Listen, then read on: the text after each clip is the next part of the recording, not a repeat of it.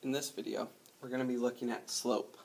Our objectives are to understand slope triangle and to understand the slope formula.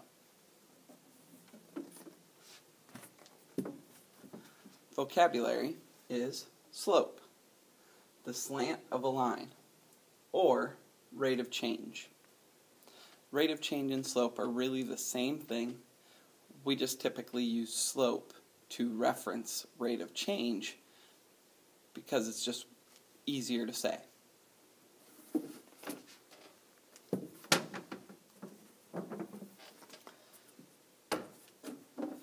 Here's a good example of how rate of change and slope are the same.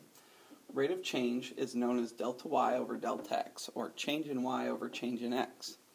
Slope typically is memorized to be rise divided by run.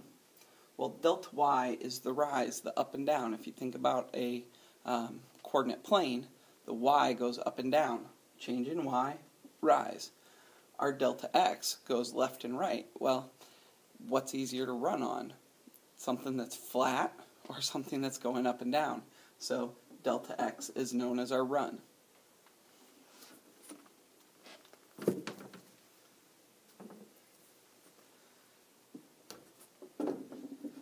So the first thing we're going to look at is the slope triangle. And here I have four different situations. Notice, line going up from left to right, line going down from left to right, line that's horizontal, and line that's vertical. So let's start with the up from left to right. Our first thing is we actually have to draw a triangle. So I'm going to take from point, and I like to always draw the rise first. So we're going to go up to our other point and then over so that we have a nice right triangle. What we want to do is we want to count the rise, or how many boxes we went up. So we went up 1, 2, 3. So our triangle has a 3 for a rise. Then we want to count how far over it went, or the run. 1, 2, 3, 4. Now, then we need to figure out whether it's a positive or a negative. So notice how it starts on the left. Think of it like a book. If we go left to right, it's going up. Up is positive, so this is a positive 3/4 for a slope. Then we go here. I like to draw my up and down first. How far up and down did it go? Well, from here we're going to go up 1, 2, 3, 4, 5. So we've got a rise of 5. How far left and right did it go? 1, 2. So we have a rise in this one of 5. Rise. A run of 2. And from left to right, this one goes down. Well, in math terms, going down is negative. So this is negative 5/2. Both of these could be written as decimals. Make sure that this one is never written as a mixed number. It should always be written improper. Alright, now we have a horizontal line. Well, notice how this one doesn't go up or down any because it's horizontal. So our rise is 0. Our run, well, it's always running, so that can be any number. So simplest number would be 1. Well, 0 divided by 1 means that this has a slope of 0. So our slope here on a horizontal line is really just 0. So we have a slope of 0 for this horizontal line.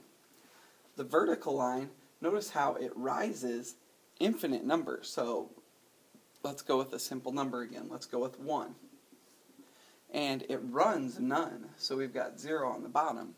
Well, we can't divide by 0. If you don't believe me, get out a calculator and take 1 divided by 0. Your calculator will typically say something like error. That's because this is known as undefined. The idea here is we can't have a slope if it's going up and down. There's still movement. If we put a ball on it, it's going to drop.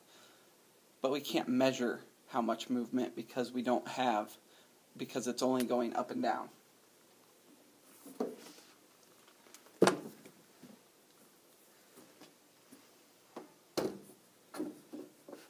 Sometimes we don't have graphs and we just have points. So what I want to do is review rate of change and use it to create what we call the slope formula, and then practice using the slope formula.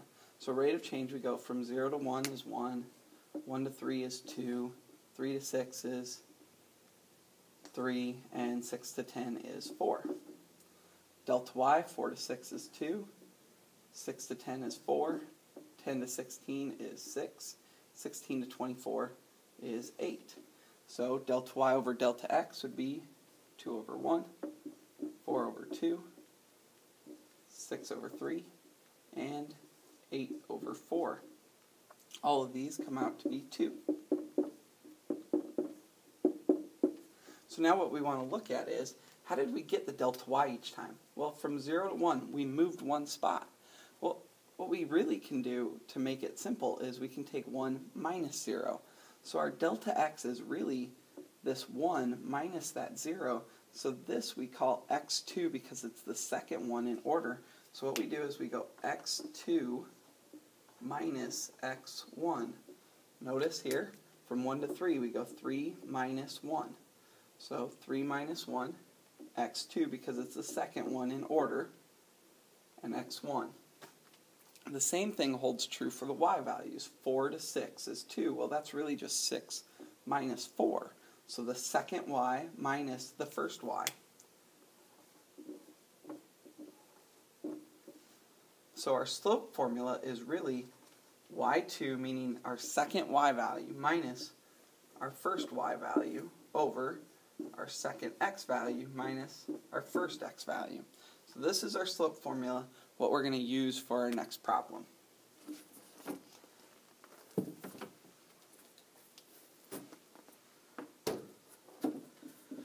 We don't always have a nice big table to find rate of change. Sometimes we're just given 2 points. Sometimes it's on a graph. We can draw a line, make a triangle. Sometimes we just get the 2 points, and making the whole graph is kind of just time consuming. So instead we can use our formula. So what I like to do is label these. Every point has an x and a y. Now to decide which one is my x1 and which one's my y1, I always look at my x's, 3 and 7. Whichever one's smaller, I make that x1. So 3 is smaller than 7, so this one's going to be x1. Well, x1 is always with y1, meaning this is x2. x2 is always with y2. And then all it is putting these numbers in the proper place.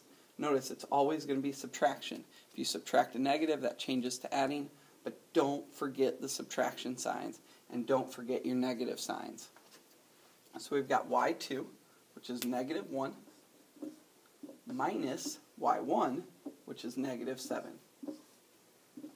over x2, which is 7, minus x1, which is 3.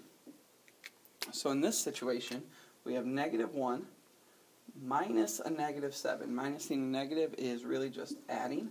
So negative 1 plus 7 is 6. Then on the bottom we have 7 minus 3, which is 4. So we have 6 over 4. Then we just either turn this into a fraction, or turn this into a decimal, or we reduce the fraction. I'm just going to reduce the fraction. 6 over 4 becomes 3 over 2. So our slope here is 3 over 2.